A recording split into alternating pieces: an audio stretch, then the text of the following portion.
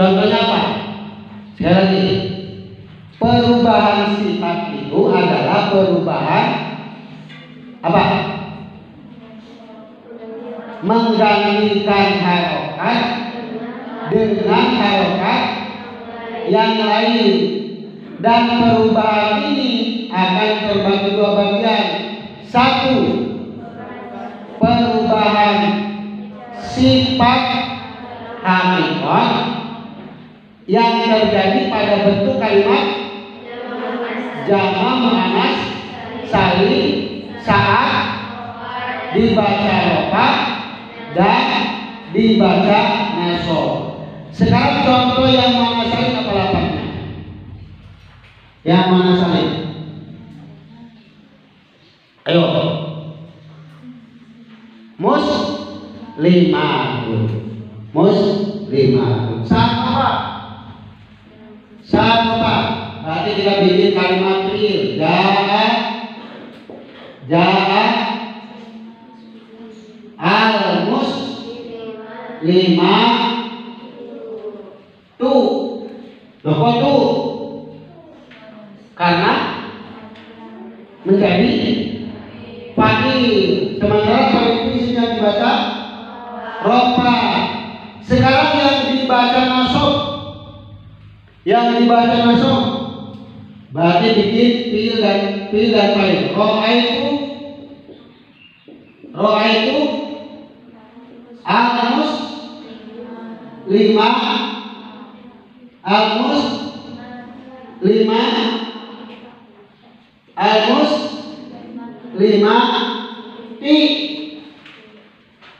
Lah awalnya muslimatu, kemudian yang kedua saat nasab muslimati.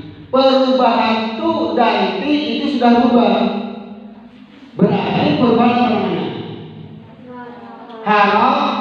Harokat dari rofa ke nasab berbeda. Kalau yang ke selanjutnya, perubahan sifat secara hukumnya saja, dan ini terjadi pada kalimat jama' muannas salim.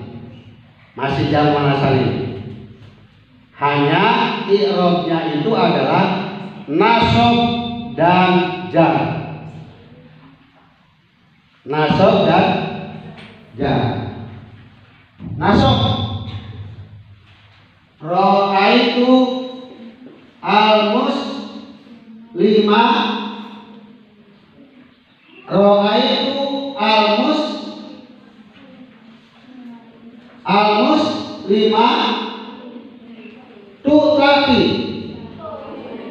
ti ya muslimati. Kemudian saat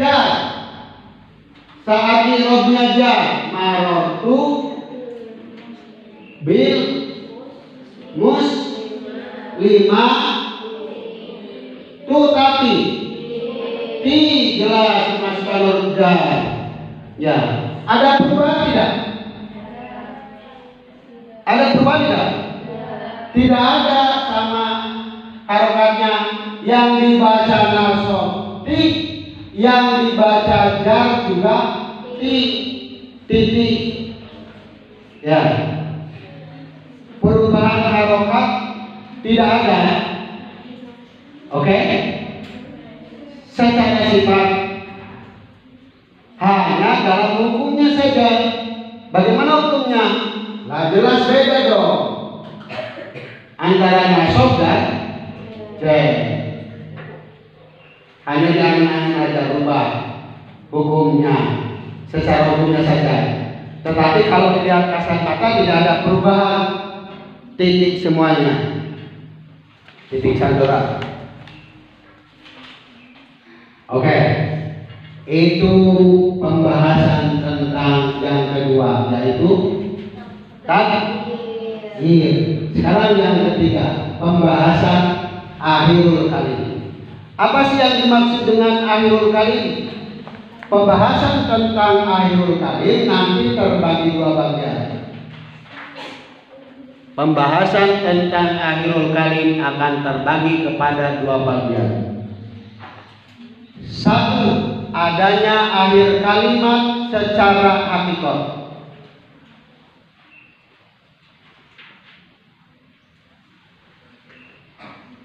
Contohnya lafaz dorobtu Zaidan. Dorobtu wis mukul sapa ingsun Zaidan ing Pak Zaid. Akhir kalimatnya lafaz Zaidan, dibaca nasab. Ya. Kemudian maratu bi Zaidi. Akhir kalimatnya di. Berbeda-beda karena amil yang memerintahnya juga beda. Ada dan ada di. Nah itu itu adalah i'rab akhir kalimat. Sekarang yang kedua, adanya akhir kalimat secara hukumnya saja. Secara hukumnya saja. Bagaimana pengertiannya? Secara hukumnya gimana maksudnya? Secara hukumnya berarti berubah tidak?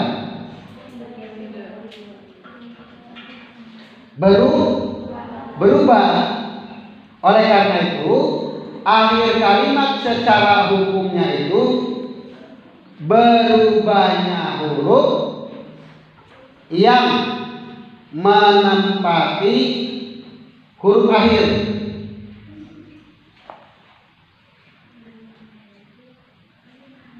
Berubahnya huruf yang menempati huruf akhir.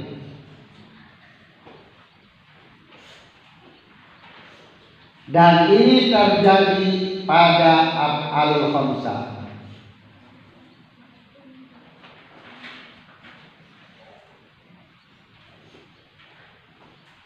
Coba apa bunyinya af'alul khamsah?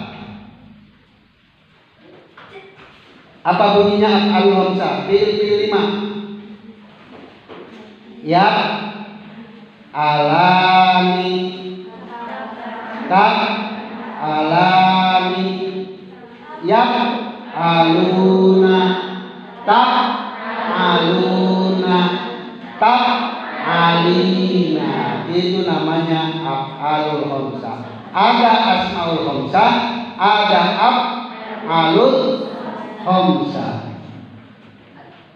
Dalam yaf'aluna dan semua contoh yang lainnya, saya hanya memberikan contoh yaf'aluna. Yaf'aluna pada akhir kalimatnya huruf apa?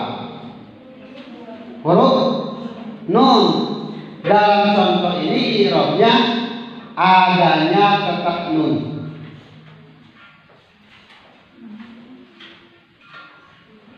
Tapi akan beda ketika yaf'aluna kemasukan lam, huruf lam.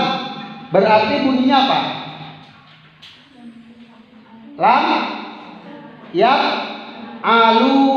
Ada nggak bunyinya? Tidak ada. Maka yang dimaksud bukan huruf nun, karena yang di situ yang menjadi domirnya adalah wawu, huruf wawu di akhir kalimat. Artinya nun itu bukan merupakan akhirnya kalimat, tetapi huruf yang menempati akhir di situ adalah huruf wawu, dikarenakan fa'ilnya berupa domir. Apa yang menjadi domir? Wawu itu. Maka nun hanya dianggap sebagai akhir kalimat saja ketika tidak kemasukan lam. Oke? Itu yang dimaksud dengan akhir kalimat. Lanjut.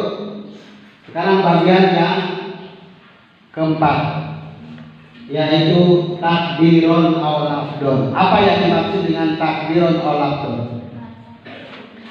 Takdirun aw lafdun di situ pertama perubahan secara lafaz. Perubahan secara lafaz.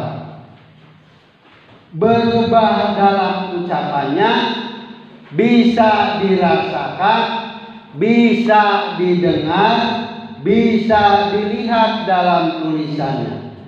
Contohnya tadi, jaa Zaidun, ra'aitu Zaidan. Secara tertulis kelihatan perubahannya, ya. Kemudian dirasakan juga, dapat didengarkan juga. Itu namanya perubahan secara laf. Perubahan secara lafdon lafaznya. Yang kedua, adanya perubahan secara takdiron, yaitu perubahan yang dikira-kirakan, tidak bisa diucapkan, tidak bisa dirasakan, tidak bisa didengarkan, tidak hanya bisa dilihat dalam tulisan. Contoh,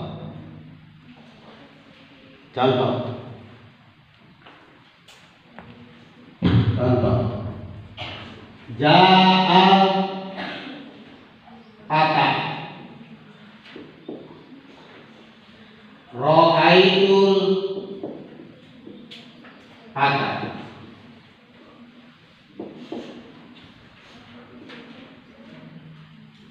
Ini mestinya ja'a patayu, ra'aitul pataya, tetapi tidak demikian, tetap dibaca ja'al patah, ra'aitul patah. Ya. Lah, apa yang dimaksud di situ? Ini namanya alif maksur. Alif maksur. Ya. Apa yang dimaksud dengan alif maksur? Tulis.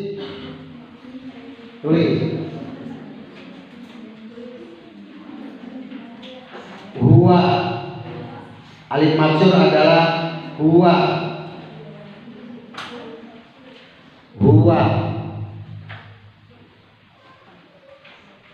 Kullu ismin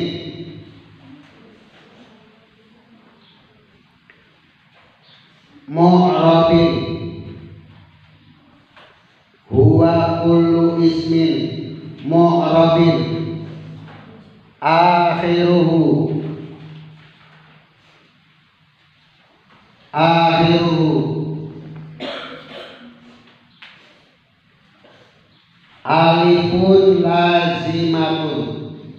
alifun lazimatun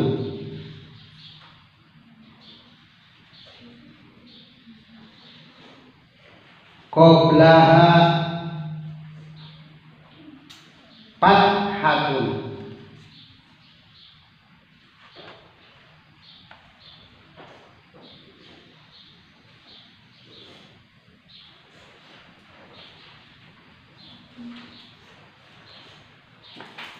Sudah? Alif maksur itu adalah kulusmin setiap isim, mu'rabin yang di'robi, akhiruhu yang akhirnya setiap isim itu alifun lazimatun, namanya alif lazimah. Qablaha sebelum alif lazimah, fathatun ada lafaz yang dibaca fathah. Contohnya ini tadi al-fathah. Ini berarti alif maksur. Karena apa? Karena sebelum alif ini ada huruf yang dibaca fathah. Paham ya? itu namanya alif maksur. Sing cantik kan? Harus ada buatnya itu. Terang ada nggak lampunya? Sedikit lagi laginya. Sedikit lagi. Itu namanya alif maksur. Oleh karena itu dalam lafaz maksur fa'il yang menjadi fa'il kalau rofa, yang menjadi maf'ul kalau nasab dan dibaca ja, itu i'rabnya dikira-kirakan. Ya. Jadi orang Arab itu kesulitan mengungkapkan ja'al patai. Padahal cuma gampang, enaknya ja'al patai, ro'aitul pataya, ya, kesulitan untuk memberikan harokat disebabkan huruf akhirnya berupa alif yang tak bisa menerima harokat. Ya, itu alasannya. Oke, contoh yang kedua, dalam contoh isim mankus. Dalam contoh isim mankus, ja'a qadi, ro'aitu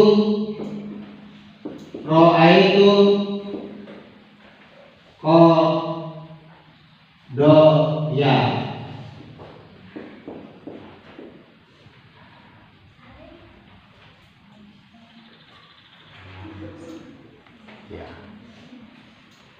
Itu namanya alifnya yang terdapat pada kalimat qadi.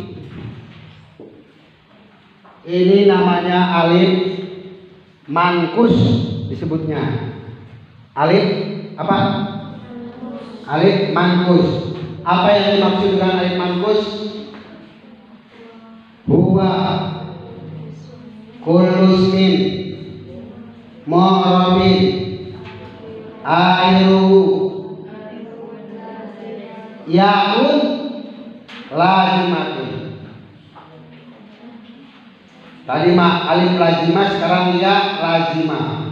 Ya'un lazimatun. Qoblaha kasratun. Sebelumnya ya lazimah ada harokat kasroh. Qadi. Nah, harokat kasroh kalau misalnya ini bukan kodoya, tapi dia, ya, dia.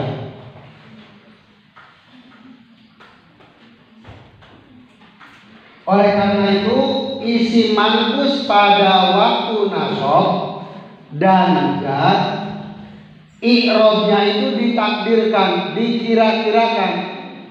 dikira-kirakan saja. Ya. Kenapa? Karena beratnya menerima harokat domah dan kasroh. Kasrohnya mana contohnya? Contoh yang kasroh mana? Marartu bil marartul qadiyah. Marartu qadiyah bil qad. Hasil ya, kalau cuma gampang katanya. Nanti kurang Arab bahasa lain mah.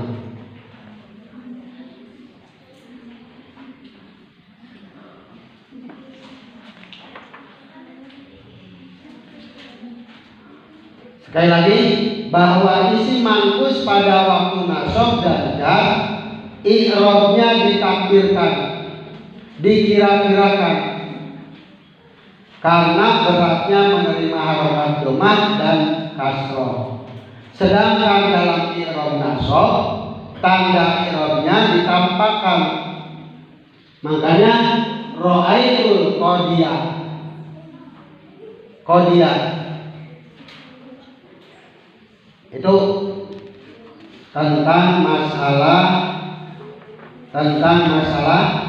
pengertian lafdon dan takdiron. Ya. Lanjut terakhir dikit lagi. Pengertian yang kelima yang terakhir yaitu li'amilin ulin. Yaitu karena adanya amil yang diketahui. Apa yang dimaksud dengan amil? Apa amil? Amil adalah huwa ma. Amil adalah huwa ma. Sudah? Bihi. Sudah? Yataqawwamu.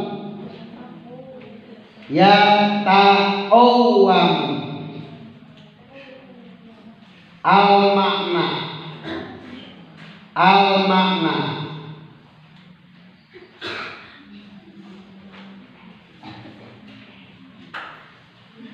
Sifat namanya al-muqtado.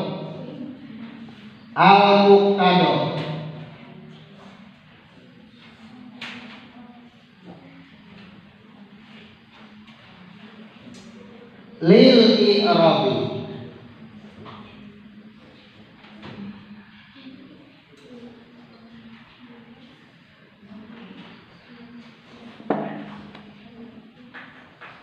Oke, itu pengertian bahasa Arabnya. Sekarang yang dimaksud gini. Amil itu adalah lafaz yang menyuruh menegakkan kepada maknanya, menuntut kepada i'rab. Ya. Artinya apa? Artinya adanya Zaidun menuntut adanya fa'il. Kalau memang isim yang dibaca rofa,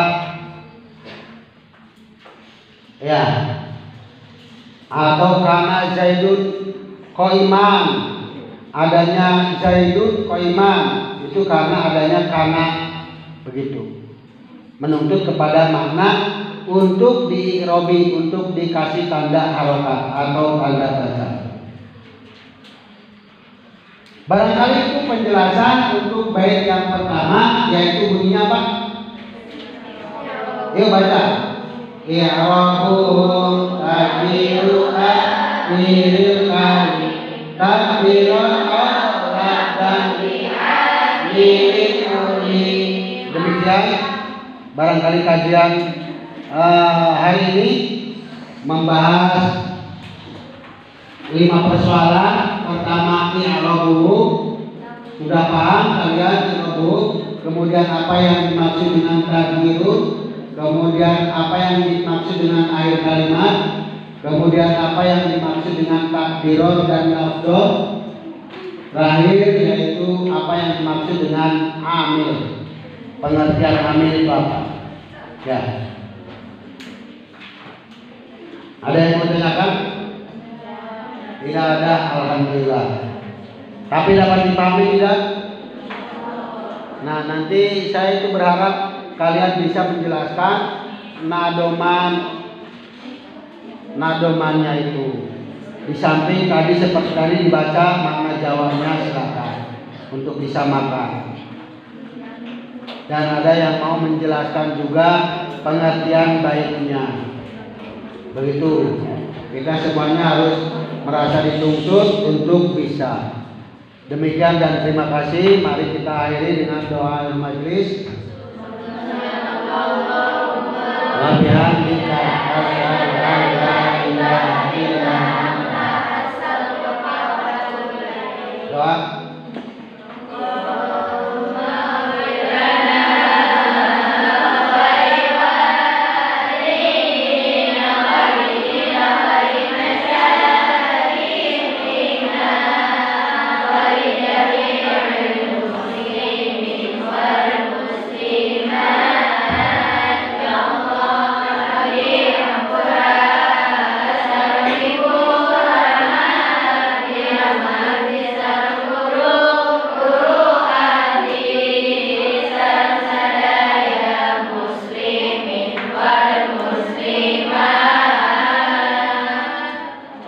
Assalamualaikum warahmatullahi wabarakatuh.